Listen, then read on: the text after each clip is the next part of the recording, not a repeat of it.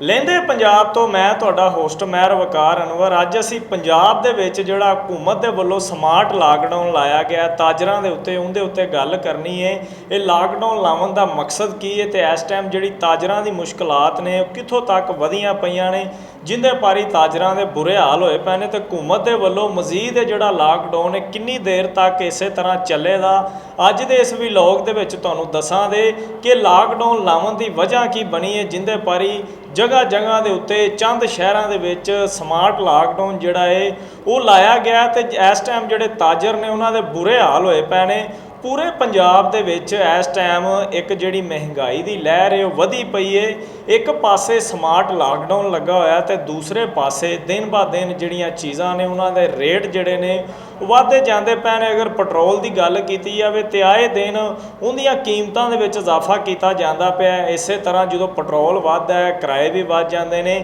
ਜਿੰਦੇ ਪਰ ਜਿਹੜੇ ਮੁਸਾਫਰ ਨੇ ਉਹ ਵੀ ਪਰੇਸ਼ਾਨ ਹੋ ਜਾਂਦੇ ਨੇ ਤੇ ਨਾਲ ਨਾਲ ਜਿਹੜੀਆਂ ਘਰਾਂ ਦੀਆਂ ਜ਼ਰੂਰੀਆਤ ਵਾਲੀਆਂ ਸ਼ੈਵਾਂ ਨੇ ਉਹਨਾਂ ਦੇ ਵਿੱਚ ਵੀ ਜਿਹੜੀਆਂ ਕੀਮਤਾਂ ਨੇ ਉਹ ਜ਼ੋਰ ਫੜ ਜਾਂਦੀਆਂ ਨੇ। ਤੇ ਅਗਰ ਹੁਣ ਗੱਲ ਕੀਤੀ ਜਾਵੇ ਮਾਰਕੀਟਾਂ ਦੀ ਤੇ ਉਹਨਾਂ ਦੇ ਵਿੱਚ ਤਾਜਰ ਜਿਹੜੇ ਨੇ ਉਹ ਬੁਰੇ ਹਾਲ ਉਹਨਾਂ ਦੇ ਹੋਏ ਪਏ ਨੇ, ਰੋਂਦੇ ਪਏ ਨਜ਼ਰ ਆਉਂਦੇ ਪਏ ਨੇ। ਉਹਦੀ ਵਜ੍ਹਾ ਕੀ ਹੈ ਕਿ ਜਿਹੜੇ ਵੱਡੇ ਵੱਡੇ ਪੈਕੇਜਿਸ ਮਾਲ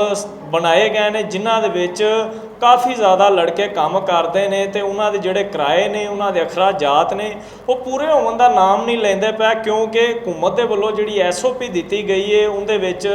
ਬੱਤੀ ਦੀ ਜਿਹੜੀ ਬਚਤ ਹੈ ਉਹ ਕੀਤੀ ਜਾਂਦੀ ਪਈ ਹੈ, ਪੈਟਰੋਲ ਦੀ ਬਚਤ ਕੀਤੀ ਜਾਂਦੀ ਪਈ ਹੈ, ਤਵਾਨਾਈ ਜਿਹੜੀ ਮੁਖਤਲਿਫ ਚੀਜ਼ਾਂ ਦੇ ਵਿੱਚ ਯੂਜ਼ ਹੁੰਦੀ ਪਈ ਹੈ। ਉਹਦੇ ਹਵਾਲੇ ਦੇ ਨਾਲ ਜੀ ਉਹ ਜਿਹੜੀ ਕਮੀ ਹੈ ਉਹ ਕਰਨ ਵਾਸਤੇ ਹਕੂਮਤ ਨੇ ਲਾਕਡਾਊਨ ਲਾਇਆ। ਲੇਕਿਨ ਇਹਦੇ ਪਾਰੀ ਜਿਹੜੇ ਛੋਟੇ ਤਾਜਰ ਨੇ, ਛੋਟੇ ਕਾਰੋਬਾਰੀ ਹਜ਼ਰਾਤ ਨੇ, ਉਹਨਾਂ ਦੀ ਜਿਹੜੀ ਜ਼ਿੰਦਗੀ ਉਹ ਬੁਰੀ ਤਰ੍ਹਾਂ ਮੁਤਾਸਰ ਹੋਈ ਪਈ ਹੈ। ਅਗਰ ਇੱਕ ਦੁਕਾਨ ਦਾ ਜਿਹੜਾ ਕਿਰਾਇਆ ਹੈ ਉਹ 2 ਲੱਖ ਰੁਪਈਆ ਹੈ ਤੇ ਉਹਦੀ ਜਿਹੜੀ ਸੇਲ ਹੈ ਉਹ ਸਿਰਫ ਔਰ ਸਿਰਫ 10 ਤੋਂ 12 ਹਜ਼ਾਰ ਰੁਪਈਆ ਹੁੰਦੀ ਪਈ ਹੈ, ਜਿੰਦੇ ਪਾਰੀ ਤਾਜਰ ਇੰਤਹਾਈ ਪਰੇਸ਼ਾਨ ਨੇ। ਜਿਹੜੇ ਦੁਕਾਨ ਦੇ ਉੱਤੇ ਮੁਲਾਜ਼ਮ ਰੱਖੇ ਹੋਏ ਨੇ ਉਹਨਾਂ ਦੀਆਂ ਜਿਹੜੀਆਂ ਤਨਖਾਹਾਂ ਨੇ ਉਹ ਵੀ ਪੂਰੀਆਂ ਨਹੀਂ ਹੁੰਦੀਆਂ ਪਈਆਂ। ਇਸੇ ਤਰ੍ਹਾਂ ਉਹਨਾਂ ਦੇ ਨਾ ਦੁਕਾਨਾਂ ਦੇ ਕਿਰਾਏ ਪੂਰੇ ਹੁੰਦੇ ਪਏ ਨੇ, ਨਾ ਉਹਨਾਂ ਦੇ ਬਿਜਲੀ ਦੇ ਬਿੱਲ ਪੂਰੇ ਹੁੰਦੇ ਪਏ ਨੇ ਤੇ ਬੜੇ ਪਰੇਸ਼ਾਨ ਨੇ ਜਦੋਂ ਉਹਨਾਂ ਦੀ ਦੁਕਾਨਦਾਰੀ ਦਾ ਟਾਈਮ ਹੁੰਦਾ ਹੈ ਸ਼ਾਮ ਤੋਂ ਬਾਅਦ, ਕਿਉਂਕਿ ਹੁਣ ਦਿਨ ਬਾ ਦਿਨ ਜਿਹੜੀ ਗਰਮੀ ਦੀ ਸ਼ਿੱਦਤ ਹੈ ਉਹ ਵੱਧਦੀ ਜਾਂਦੀ ਪਈ ਹੈ ਤੇ ਜਿਹੜੇ ਲੋਕ ਨੇ ਖਰੀਦਦਾਰੀ ਕਰਨ ਵਾਸਤੇ ਸ਼ਾਮ ਤੋਂ ਬਾਅਦ ਫੈਮਲੀਆਂ ਦੇ ਨਾਲ ਘਰਾਂ ਦੇ ਵਿੱਚੋਂ ਨਿਕਲਦੇ ਨੇ ਤਾਂ ਕਿ ਅਸੀਂ ਖਰੀਦਦਾਰੀ ਕਰੀਏ। ਲੇਕਿਨ ਹੁਣ ਜਿਵੇਂ ਜਿਵੇਂ ਈਦ ਕਰੀਬ ਆਉਂਦੀ ਜਾਂਦੀ ਪਈ ਹੈ ਜਿਹੜੇ ਤਾਜਰ ਨੇ ਉਹਨਾਂ ਦੇ ਵਿੱਚ ਜਿਹੜੀ ਤਸ਼ਵੀਸ਼ ਹੈ ਉਹ ਵੱਧਦੀ ਜਾਂਦੀ ਪਈ ਹੈ, ਕਿਉਂਕਿ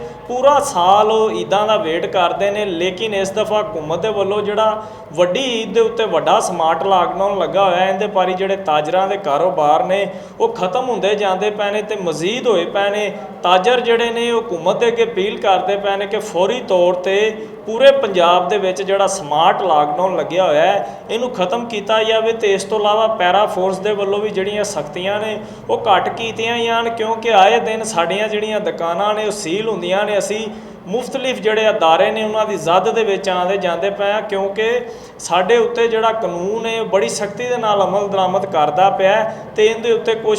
ਜਿਹੜੀ ਕਮੀ ਕੀਤੀ ਜਾਵੇ ਤਾਂ ਕਿ ਜਿਹੜੇ ਸਾਡੇ ਕਾਰੋਬਾਰ ਨੇ ਉਹ ਵਧਣ, ਸਾਡਾ ਜਿਹੜਾ ਰੋਜ਼ਗਾਰ ਹੈ ਉਹ ਚੱਲੇ। ਲੇਕਿਨ ਆਏ ਦਿਨ ਜਿਹੜੀਆਂ ਸਾਡੀਆਂ ਦੁਕਾਨਾਂ ਨੇ ਉਹ ਸੀਲ ਹੁੰਦੀਆਂ ਨੇ, ਨਾ ਸਾਡੇ ਕਿਰਾਏ ਪੂਰੇ ਹੁੰਦੇ ਨੇ, ਨਾ ਸਾਡੇ ਅਖਰਾਜਾਤ ਪੂਰੇ ਹੁੰਦੇ ਨੇ ਤੇ ਇਸ ਤੋਂ ਬਾਅਦ ਫਿਰ ਸਾਡੇ ਕੋਲ ਇੱਕ ਹੀ ਹੱਲ ਹੈ ਕਿ ਅਸੀਂ ਜਿਹੜੀਆਂ ਦੁਕਾਨਾਂ ਨੇ ਉਹਨਾਂ ਨੂੰ ਮੁਕੰਮਲ ਤੌਰ ਤੇ ਬੰਦ ਕਰ ਦਈਏ ਤੇ ਜਿਹੜੀ ਅਫਾਕੇ ਨੇ ਉਹ ਅਸੀਂ ਕਰੀਏ, ਕਿਉਂਕਿ ਮਹਿੰਗਾਈ ਵੀ ਦਿਨ ਬਾ ਦਿਨ ਵੱਧਦੀ ਜਾਂਦੀ ਹੈ ਤੇ ਹਕੂਮਤ ਦੇ ਵੱਲੋਂ ਸਖਤੀ ਵੀ ਕੀਤੀ ਜਾਂਦੀ ਪਈ ਹੈ। ਤਾਜਰਾਂ ਨੇ ਅਪੀਲ ਕੀਤੀ ਹੈ ਹਕੂਮਤ ਦੇ ਅੱਗੇ ਕਿ ਫੌਰੀ ਤੌਰ ਤੇ ਸਾਡੇ ਹਾਲ ਤੇ ਰਹਿਮ ਕੀਤਾ ਜਾਵੇ। ਪੂਰੇ ਪੰਜਾਬ ਦੇ ਵਿੱਚ ਜਿਹੜਾ ਸਮਾਰਟ ਲਾਕਡਾਊਨ ਲਾਇਆ ਗਿਆ ਉਹਦਾ ਕੋਈ ਹੋਰ ਤਰੀਕਾ ਬਣਾ ਕੇ ਜਿਹੜੀ ਬੱਤੀ ਦੀ ਜਿਹੜੀ ਜ਼ਾਇਆ ਹੋਣ ਦੀ ਗੱਲ ਚੱਲਦੀ ਪਈ ਹੈ, ਨਾਲ ਨਾਲ ਪੈਟਰੋਲ ਘੱਟ ਲਾਉਣ ਦੀ ਗੱਲ ਚੱਲਦੀ ਪਈ ਹੈ, ਇਹਦੇ ਹਵਾਲੇ ਦੇ ਨਾਲ ਕੋਈ ਹੋਰ ਇਕਦਾਮਾਤ ਕੀਤੇ ਜਾਣ। ਨਾਲ ਨਾਲ ਜਿਹੜੇ ਤਾਜਰ ਨੇ ਵੱਡੀ ਈਦ ਦੇ ਉੱਤੇ ਇਹਨਾਂ ਨੂੰ ਵੱਡੀਆਂ ਤਿਆਰੀਆਂ ਕਰਨ ਦਾ ਵੀ ਮੌਕਾ ਦਿੱਤਾ ਜਾਵੇ ਤਾਂ ਕਿ ਪੂਰੇ ਪੰਜਾਬ ਦੇ ਵਿੱਚ ਜਿਹੜੇ ਤਾਜਰ ਨੇ ਉਹ ਖੁਸ਼ਹਾਲ ਹੋ ਜਾਣ ਤੇ ਆਪਦਾ ਜਿਹੜਾ ਈਦ ਦਾ ਤਿਉਹਾਰ ਹੈ ਉਹਨੂੰ ਅੱਛੇ ਤਰੀਕੇ ਦੇ ਨਾਲ ਮਨਾਵਣ।